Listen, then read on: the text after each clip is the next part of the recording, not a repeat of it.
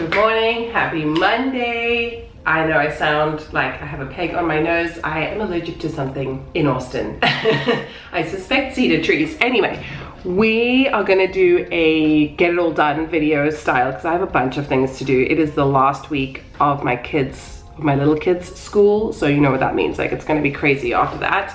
I don't know how I'm gonna get it, film videos, do stuff after that, but we'll see. So I'm gonna have breakfast now, then I wanna show you a couple of things that I'm doing to make my life a bit easier. One is how I store our Lego, because that has been an ongoing journey for me, and maybe some of you can relate if you have little kids like mine who love Lego, but then, you know, don't really like cleaning it up or don't do much with it after they've built the Lego. So I want to show you that. We're going away this weekend for my birthday, actually. Taylor Swift and I share a birthday, just have to say. That's like my one claim to fame. And so we're going away with some friends and I want to pre-cook a few meals. So I'll probably show you one of those. And yeah, see what else needs to get done this week because it's going to be mental. We'll see how it goes. All right, see you soon. Okay, so for me to actually get into the frame, I'm basically lying on the floor. One of the things that I have struggled with, I mean, by no means the most important, but is all this freaking Lego, man. Look at all this. Okay, so my kids are, well, the ones that primarily play with Lego are 8 and 6. And then I have a 2-year-old who does not build the Lego, but she loves to play with it and she loves to break it. So I am on this quest, and I will tell you what I did because I'm a nut, to keep our Lego somewhat organized, because I know ultimately it's just easier to put it all in a bin or sorted by color or something from all the different sets. At least because we buy sets, we don't buy like just general blocks, which maybe is not good for like open play, whatever. They do enough open play. So I am on this quest to find a good organization system for our Lego where our kids can actually play with the Lego, enjoy it, maybe rebuild it when, you know, the 2-year-old comes and attacks it. And also if we wanted to give it away at some point or sell it or something, you can't do that when it's just like a big bag of junk, of just like, or a big bag of blocks, you know. It's much better to have things in their sets. So as far as I can, I've tried to keep things together, and I want to just show you how I did it in case it helps you. So I've just put everything on a tray. I'm going to take it upstairs because that's currently where the Lego is being stored. Oh, here's a little, what is this? A mouse. And I want to show you how I keep everything together, because for me, at least with my kids, their main fun is the building part. That's what they really love to do. And so they want to build it. They want Lego, they want to build it. It's really fun for them. And then they don't really do much about it. And I just can't have like millions of little Lego things on display. Like, we don't have enough space for that. It's very hard to clean surfaces when you have Lego on them. So let me show you what I've got. So I thought this would be a good opportunity. My 2-year-old asked me to bring down this particular Lego. So let me show you how I store it. So it was right here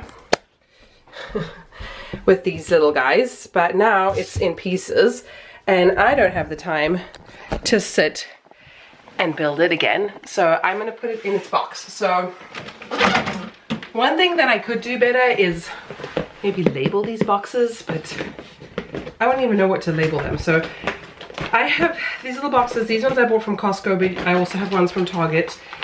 I like to buy sort of similar ones. These ones from Costco are very affordable, and they're basically the same thing as the ones from Target, and they're probably, you get 4 of these for like $10 or something. Target, you'll get like 1 or 2. Oh, huffing from walking upstairs. So I have the manual. So this is the little friends thing. This was what my daughter got for her birthday. This was like her big present. I have the manual. I have a little bag that I keep the extras that come in. Now, I don't know what the extras are anymore. But you know, you get this tiny, you'll get like 2 of these little, let's see. You'll get like 2 of these little bows or something. Like, what the heck, man? So I just put the little guys. Sometimes I do this, it just depends. I put them in like a little extra bag. And then I have some other pieces that they built that I did not put on kind of display. So now, because this has been destroyed, I'm gonna put all of this, let's see if it'll fit. Whoop, let's get the horses out. I'm gonna put all of this in here. Let's see if it'll fit. Oh no. And if it doesn't all fit, what I might do, I'll show you. Okay, now I'm like pulling it out into pieces. Okay, so I don't think this is gonna fit. So I can either try find a bigger one of these, or what I have been doing is I will put this whole thing in its own bag here. So in its own box. So I might grab another box and I'll show you. Okay, so I went and got another one of these extra boxes. I like to have a few extras on hand. And yes, my little organizational heart kind of screams at the fact that it's like one Lego in one box, but it's the only way to keep your Lego organized if that is your goal, to keep the sets separated. And then if the kids want to build this again, everything is together in here and they can lay it all out and they can build it.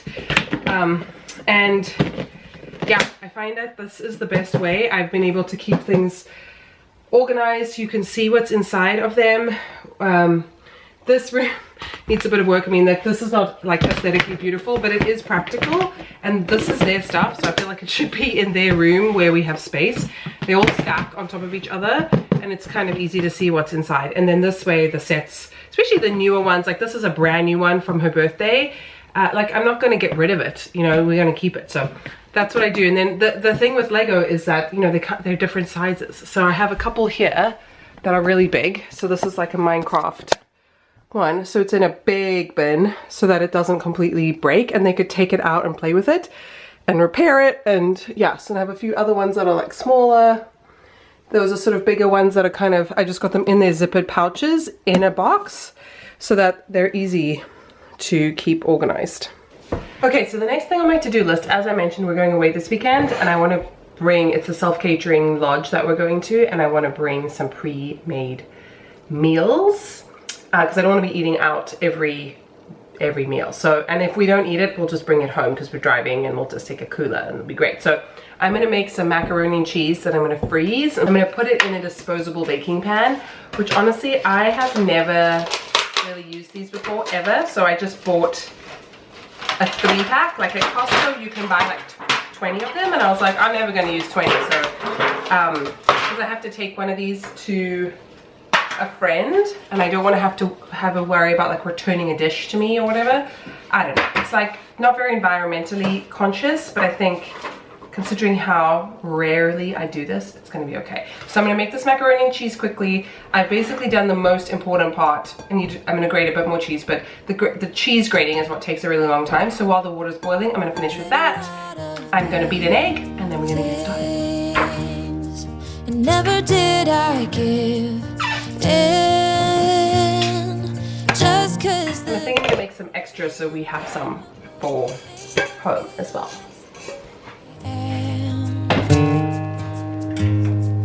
I have never felt home till you entered my door, and from that moment I knew that a home is whatever you choose. That's the thing about you. The best thing I did, and I want you to know, was letting you in. From that moment I knew that you were all I missed. Baby, it took just one kiss. 'Cause here in your arms I can finally let go. The rest of the world is outside when you make sure I'm all you've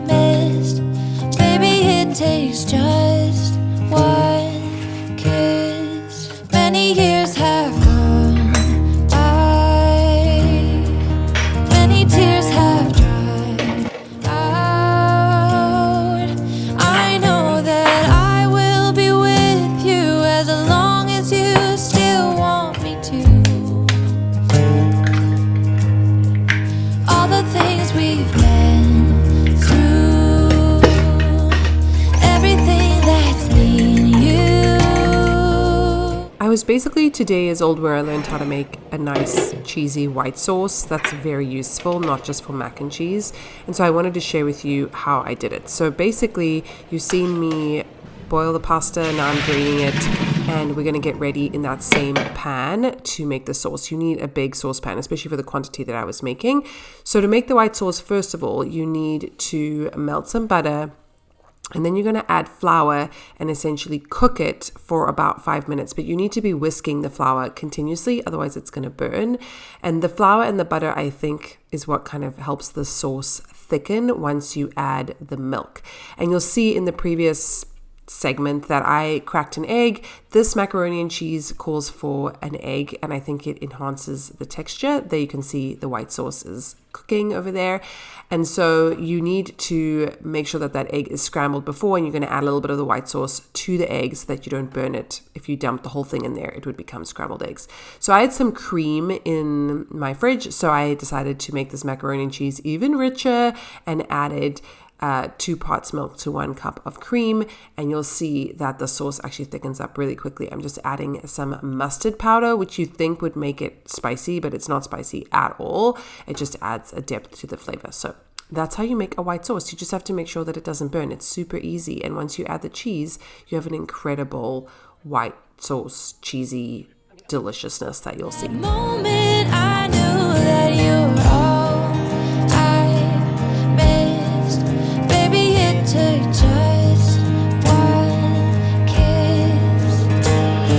'Cause here in your arms I can finally let go. The rest of the world is outside when you made sure I'm all you.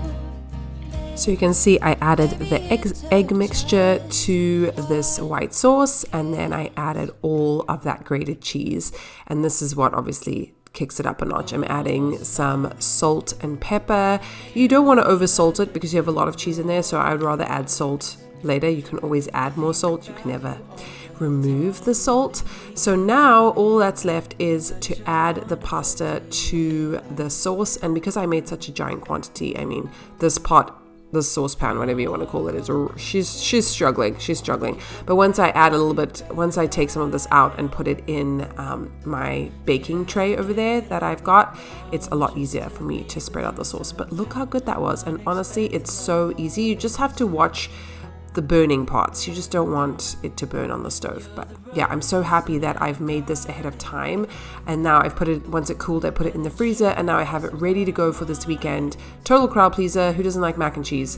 And you know, yeah, it's great. And then I added some paprika, added very few little chili flakes, and then I topped it off with cheese that when we put it in the oven to reheat, be all crispy and bubbly and delicious.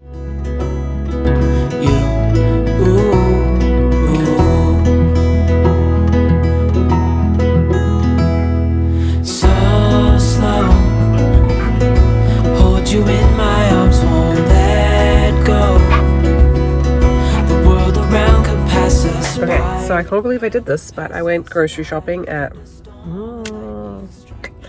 7:40 at night. It's now 8:12, and I worked out, as you'll see in the previous clip, and I just have a couple of things that I wanted to grab from the grocery store so that I could make more food for this weekend and freeze it and everything. And so yeah, I didn't get everything that I wanted because then, yeah, Trader Joe's doesn't have the eggs and the milk that I like. So that's not Trader Joe's fault per se. But yeah, this has been a busy, productive day. What you didn't see is doctor's appointments and school stuff and after school activities, and each child had something different that they needed to do. So there's a lot going on. But yeah, I'll see if I end it here. Otherwise, I will see you guys in my next video. Ooh.